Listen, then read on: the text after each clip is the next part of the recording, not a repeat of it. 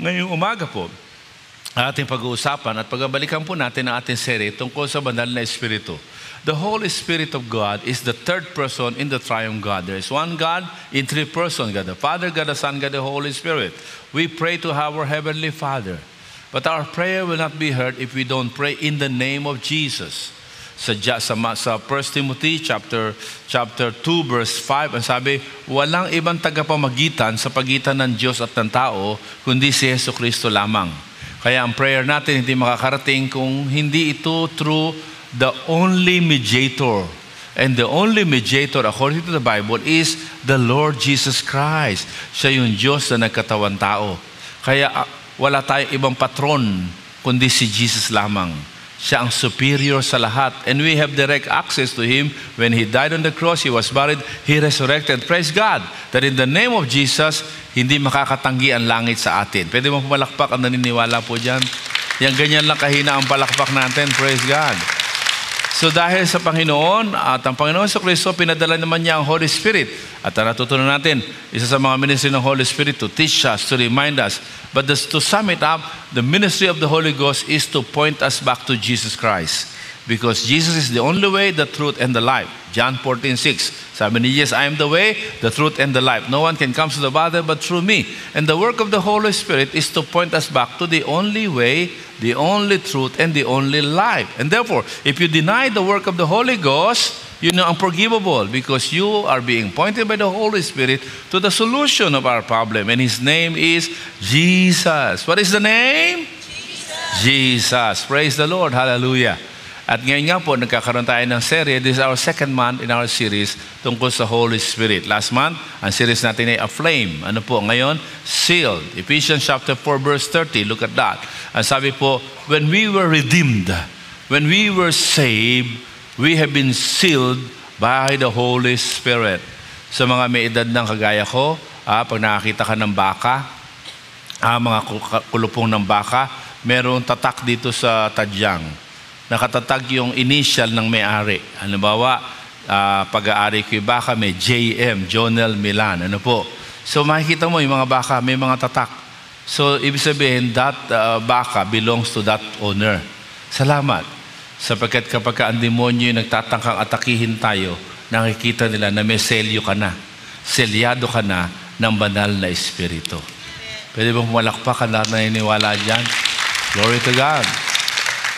Kaya po, yan po ang sabi, Ephesians chapter 4 verse 30, ang sabi po dyan, in redemption, the Lord has given us, ano po, the seal of the Holy Spirit. Let us look at that, ano po.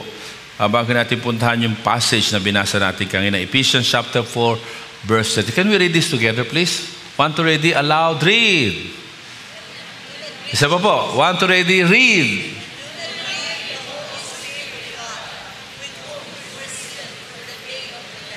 Kailan ka sinelyohan? When you were redeemed. And we know that we are redeemed through Jesus Christ. Sabi ng John chapter 1 verse 12, hindi sapat na tayo naniniwala kay Jesus. Importante tanggapin mo siya sa iyong puso. Kaya tayo, Christian country, naniniwala kay Jesus. Pero hindi naman tinanggap si Jesus. Kaya Christian country tayo, pero corrupt country. Salamat, this is our preaching.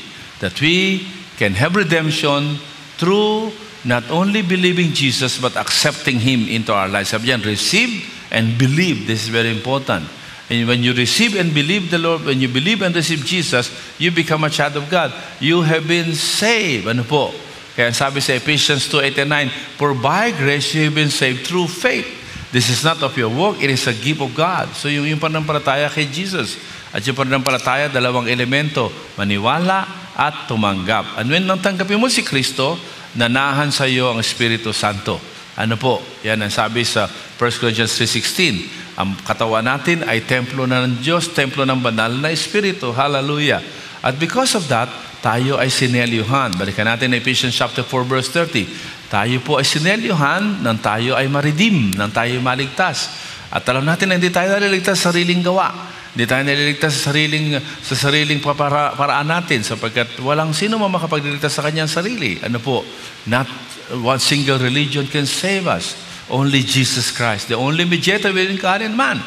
Kaya nung tayo po tumanggap kay Kristo, tayo sinelyuhan ng Espiritu Santo. At ang panawagan sa atin na Ephesians chapter 4 verse 30 is simple. Do not grieve the Holy Spirit of God. Huwag mong pigilan ang galaw ng Espiritu sa iyong buhay. Mga kapatid, mga minamahal, tandaan po natin, the Lord has started to work in our lives. Philippians 1:6, He who began a good work in you shall bring it to completion. Kaya lang pinipigilan mo Pinipigilan mo ang galaw ng Espiritu Santo sa buhay mo. Kaya sabi ni Apostle Paul, being confident of this, that He who began a good work in you will carry it on to completion until the day of Jesus Christ. And you know who will complete it? The Holy Spirit in us. Hallelujah. Yan ang sabi sa Ephesians 3:20. Now to Him who is able to do exceedingly abundantly beyond what we can ever ask or think, according to the power that is at work where? Within us. He is the Holy Spirit of God. Kaya maganda, palapakan natin muli ang banal na Espiritu. At ang pagpalakpak sa banal na Espiritu, mas malakas kaysa sa lalatalatang palakpak na yan. Glory to God. Hallelujah. So, Ephesians very clear 4:30, do not grieve, huwag mong pigilan.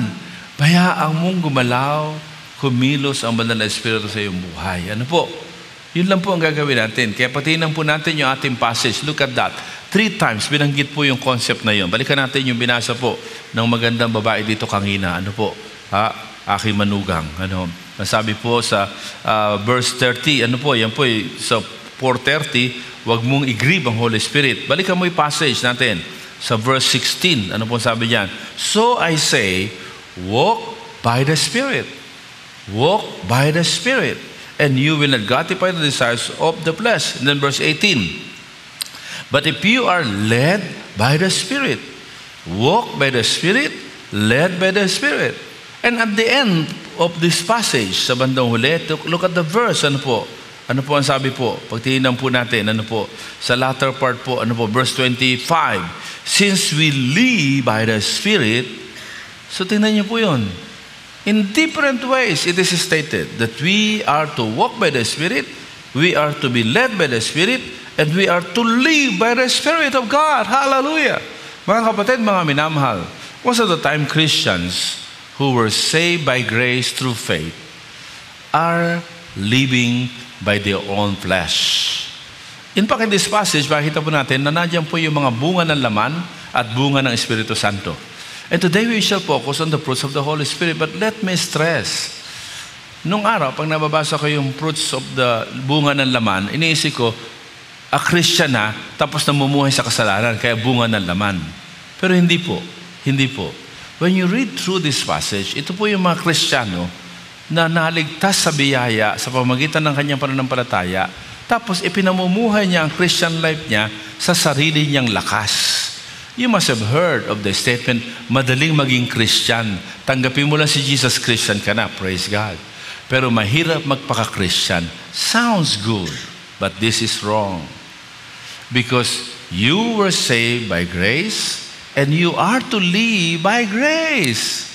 You were saved by the prompting of the Holy Ghost, and you should live and walk in the power of the Holy Spirit also. Kaya po, ma-overcome mo ang bunga ng laman. Hindi dahil tumatalikod ka na sa kasalanan, kundi namumuhay ka sa Espiritu. Yun po. Kaya po, ang focus po natin ngayon ay fruits of the Holy Spirit. Kaya ang title po ng ating mensahe ay Sealed for the Fruits of the Holy Spirit. Look at the wordings of the Bible.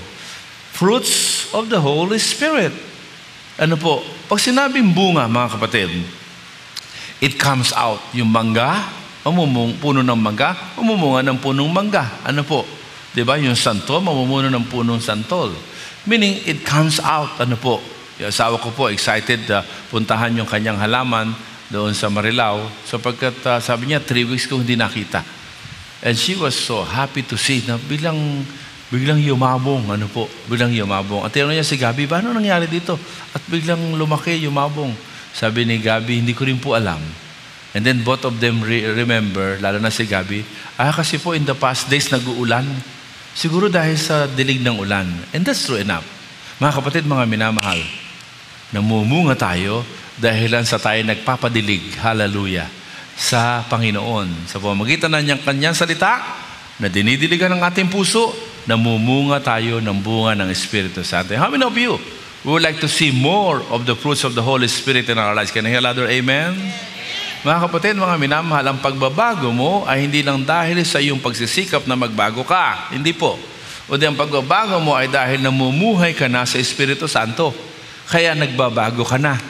Ang pagtalikod mo sa kasalanan ay hindi lang dahil nagpasya kang tumalikod sa kasalanan, kundi nagpasya kang mamuhay sa Espiritu Santo, kaya ang mga gusto mo na ay hindi na kasalanan. Dati ang gusto mo ay mga makasalanang bagay. Dahil namumuhay ka na sa Espiritu Santo, nagugulat ka, iba na ang ginugusto mo ngayon. Can I hear louder? Amen? And this is actually the fruits of the Holy Spirit.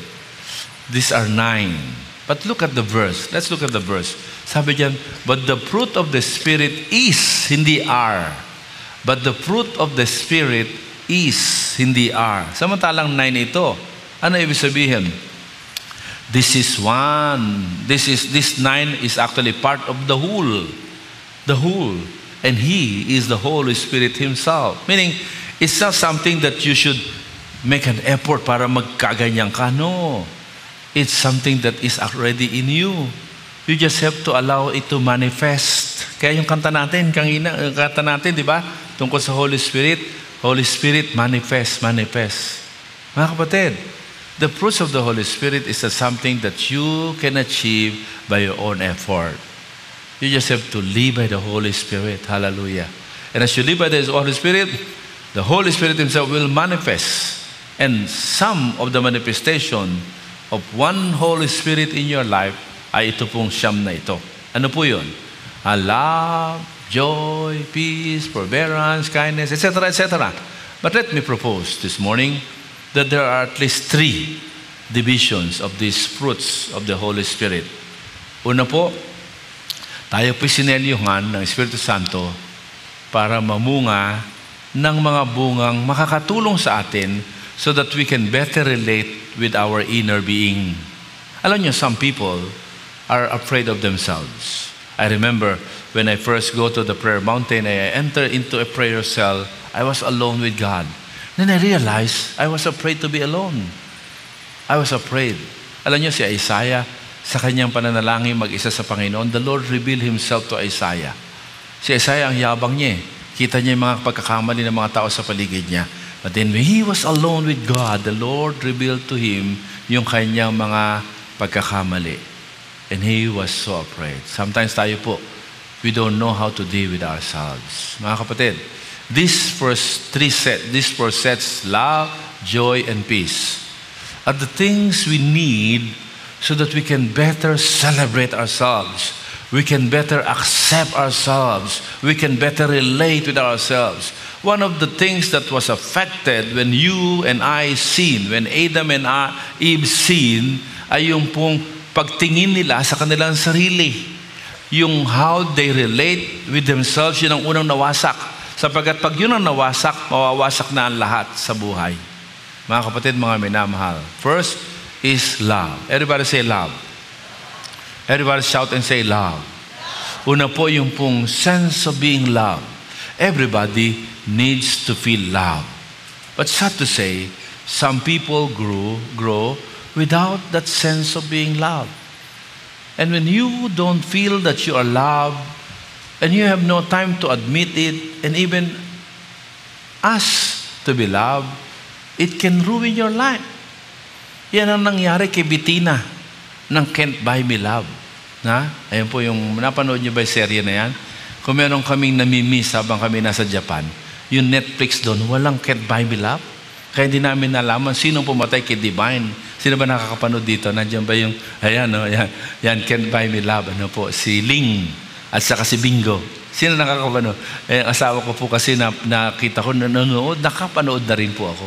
Kaya pareho kami. At sinosolve yung misteryo, sino pumatay sa nanay ni Ling. At lahat pinagbintangan na. Alam nyo, bihira. Ayaw ng mga anak ko, pag nanonood kami together, bihira po ako makasama sa kanila kasi natutulugan ko. Pero gusto nila, kahit napanood nila, gusto nila kasama ako. At pagkasama nila ako nanonood, naiinis sila. Kasi hinuhulaan ko on the end. Ano po? Kasi ang isang frustration ko po ay director, scriptwriter. Nahuhulaan ko, hindi, nangiinis po, lalo na yan si Blessy sa si Eunice. At gusto nila tahimik lang ako pag nahuhulaan ko. Bihira hindi ko mahulaan. Dito hindi ko nahulaan kung sino ang pumatay doon sa nanay niling, yung pala ay si Bettina. Si Bettina was a very kind daughter, very self-sufficient daughter, but longing to be loved. She tried to do everything by being good girl in order to feel love.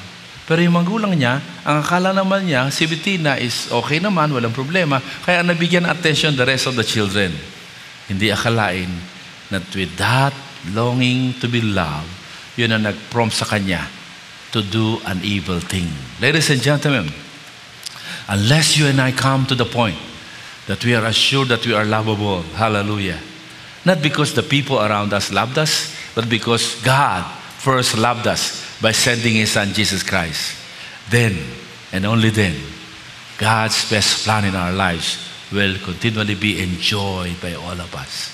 Sabihin mo sa katabi mo, you are lovable. And the Holy Spirit assures us. The Holy Spirit always points us back to the fact that you and I are lovable no matter what. Hallelujah. That's the first fruit of the Holy Spirit. In this one big fruits of the Holy Spirit, you need to always allow the Holy Spirit to remind you that I am lovable no matter what. Pangalawa po, hindi lang po yung love. Pangalawa, joy. When you are assured that you are lovable, then and only then you will feel the joy that can never be explained. Alam niyo po, kahapon I spoke sa isang gathering at kasama ko pong speaker ay si Ernie Lopez, one of the Lopezes who own ABS-CBN. And we have known each other because madalas kami nakakasama sa U.S. Congress invitation sa National Prayer Breakfast. But it was my first time yesterday to hear yung buong kanyang testimony. At sabi niya, I've been wanting to bring my siblings to the Lord, pero ayaw nila. Kaya na-depress siya sapagkat hindi niya maaya yung mga kapatid niya sa Panginoon. But after many years, yung pinakamayaman na younger brother niya doon sa Amerika, yumaman, ay nag-text sa kanya. At sabi sa kanya, bro, I am like you. I found myself to be like you now. When I wake up, I open my Bible, I pray, I worship Jesus. Yung pala, yung kapatid niya na yun, na napakayaman doon sa Amerika, na broke, tinakbuhan ng kanya mga kapartner. At sabi niya, bro, I discovered that I only have happiness that was very dependent on the happenings in my life. Ngayon, nawala na lahat sa akin. At ako ngayon ay nasa malalim na depression, hirap na hirap. And I suddenly remember you. Ikaw na maraming problema, pero lagi kang masaya. And I wanted to have what you've got. Kaya, lumapit siya kay Jesus. Alam mo, umiiyak siya habang sinashare niya sa amin. Because it's been years that he was praying na maunawaan ng mga kapatid niya na hindi relihiyon, hindi ritual, kundi si Jesus lamang ang pinagmumulan ng kagalakan. Can I hear another amen? Remember the song ng Sunday school, I've got joy down in my heart, deep, deep down in my heart. Diba? That is only found in Jesus. Kaya sabi po ng Philippians 4:4, rejoice in the Lord always. And again, I say, rejoice. Hallelujah. Mga kapatid, mga minamahal, may the Lord speak to all of us. When we allow the Spirit to work in our lives, He will be reminded that we are lovable. We will be ushered to the real joy na kahit maraming problema, meron kang parang balong ng kagalakan sa puso. At this leads us to the third. Meron kang balong ng kapayapaan. Hallelujah. Yung kahit ang daming problema, hindi lamang love, joy, but meron din peace, kapayapaan. At yung kapayapaan na ito ay hindi nakadepende sa walang problema, kaya payapa. Kahit may problema, you have unexplainable peace of God that passeth all understanding. Di ba? Yan ang pangako ng Panginoon, di ba? Have no anxiety about anything, but in prayer with supplication and supplication with thanksgiving, let your requests be made unto God. And the peace of God that passeth all understanding shall guard your heart and your mind in Christ Jesus. The Holy Ghost is allowing you and me to experience that peace. And therefore, when you allow the Spirit to work in your life, you can deal with yourself. Kahit saan ka daling, stable ka inside. You are stable inside because of the work of the Holy Spirit. Do you want to have that kind of stability? Can I hear another amen? Don't quench the Holy Spirit of God. Second, are the fruits that relates doon po sa atin pong pakikitungo sa tao sa paligid sa atin. Ayan po, forbearance, kindness, and goodness. This has to do with our ability to deal with the people around us. Una-una, forbearance. Alam nyo, yung mga tao sa paligid natin, tingnan mo yung katabi mo, tingnan mo, maraming kapintasan yan. Yung mga nakakahalibilo mo, ang dami nilang kapintasan. Only the Holy Ghost will give you the power para pahabain ang iyong pagtsatsaga sa mga taong iyaan. Kaya sabi mo sa tabi mo, pagtsatsagaan na kita. Diba? Dahil kung minsan tayo madaling sumuko, Pero when you allow the Holy Spirit to work in your life, magugulat ka, nagiging matyaga ka na sa mga taong nakakahalibilo mo. Praise the Lord. Hallelujah. Forbearance. Of course, kindness. Kindness is very important. Yung doing good to other people. This is very important. Sabi ng Galatians chapter 6 verse 10, huwag kayong mapapagod sa paggawa ng mabuti. There are times na tayo napapagod sa paggawa ng mabuti. Umamin ka, di ba? Di ba? Sabi yan, therefore, as we have opportunity, let us do good to all people, especially to those belonging to the family of believers. Look at verse 11. Alam ni Apostle Paul, nararanasan natin to. Sinundan niya ang verse 11. Look at that. See, ang sabi niyan, the last letter I use, Galatians 6:10 see, the last letter I use as I write to you with my own hands. Siguro balikan natin yung verse 9. Verse 9. Yan. Let us not become weary in doing good. For at the proper time, we will reap the harvest if we do not give up. Mga kapatid, that's kindness. That you are committed to do good sa mga tao, sa paligid mo. At hindi ka mapapagod. Sabi mo sa kami mo, huwag ka mapagod sa akin, Mga kapatid, only the Holy Spirit will help you na hindi mapagod. At panghuli, sa section na ito, yung pong goodness. Goodness has to do with intention. Alam niyo po, sa korte, sa mga kaso, meron tinatawag na premeditated. Meaning, pinag-isipan niya na gumawa ng kasalbahihan sa kapwa, sa kapatid, sa kaibigan. Goodness has to do with the intention. That because of the Holy Spirit is cleansing our intention. That we will never entertain ill motive against others. Kanina yung testimony ng ating kapatid, di ba, na politika siya. Naranasan niyo na ba yung may mga tao na nag-isip ng masama sa iyo, nag-execute ng kasamaan sa iyo? Si Dave, si Joseph, sarili niyang kapatid, yung nag-isip ng masama sa kanya, and they executed it. Kaya sabi niya, you meant evil for me, but God meant it for good.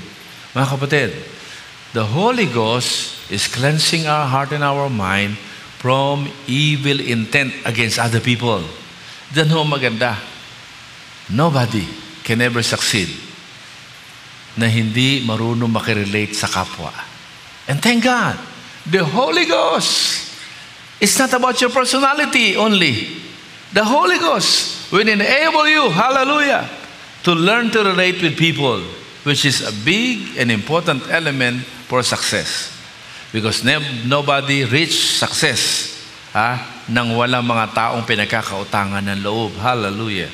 Pero siyempre, lalong hindi ka marinig magiging matagumpay if you are not able to deal with yourself. And thank God. Because the fruit of the Holy Spirit deals with two important things. Helping us deal with our own self and helping us deal with other people. Aren't you glad that we are ready to succeed because of the Holy Ghost in us? Can I hear that? Amen? Pumalakpak ka ang lahat na nag-amen sa Panginoon. Praise God. Kaya po, do not quench the Spirit of God. Allow the fruits to come out. Feed yourself with God's Word and the fruits will come out. Hallelujah. Not by your own effort, but by the work of the Holy Spirit of God. And the third set, ano po? The third set refers to the fact that we were sealed by the Holy Spirit so that He enables us to relate with the world. With the world. Hallelujah. Una, relate with ourselves. Pangalawa, in relating with other people. Ngayon yung three sets, gentleness, faithfulness, self-control. These three has to do with our ability to relate with the world, ano po, with our world, ano po. And that is sealed for stewardship or sealed to relate with our world. Ano po? Mga kapatid, mga minamahal, this is very important. Ano po? Una, yung issue po ng faithfulness. Alam niyo po, dito sa mundong ibabaw, mula ng ika-isilang, pinagkatiwalaan ka ng Panginoon ng buhay, ng kalakasan. Ako senior citizen na, bagaman pag pumipila ako sa senior citizen, pinapaalis ako. Hindi ho dito senior. No, tanto asawa ko. So, hindi po. Talagang, hindi pa ako senior, pinapapila na ako sa senior. Ano po? Pero ako, I always thank God every day na nakakaihi ako ng normal. Nakakapupo ako ng normal. Yung mga maliliit na bagay, di ba? Yung pinagkatiwalaan ko ng Diyos ng lakas. Pinagkatiwalaan tayo ng Panginoon ng mga bagay dito sa mundong ibabaw. Lahat ng yan, hindi atin, sa Diyos yan. So inaasahan ng Diyos na maging matapat ka sa pinagkatiwala sa iyo. Pati yung pagbabalik natin na ikapo, bahagi ng katapatan niya, hindi atin ng pera. Kaya 10% of it, sinosoli natin kay God. And more than 10% with our own volition, we give unto the Lord. Wala kang magpapwersa sa atin. Sabi ng Panginoon, bilang matapat na katiwala, yung parable of the talents, ano mang pagkatiwala sa iyo, pagyamanin mo, pagyabungin mo. Ano po? Multiply. Importante. Ano mang pinagkatiwala sa atin ng Panginoon, maging yan ay pera, maging ay talento, maging yan ay karunungan, gamitin mo yan. Gamitin mo yan. And the Holy Spirit enables us to become faithful steward with whatever God has entrusted to us. Hallelujah. Kaya mga kapatid, mga minamahal, baka may mga talento tayo na hindi pinapagamit sa Panginoon. When you learn to live by the Holy Ghost, you will live your life as a faithful stewards over those things.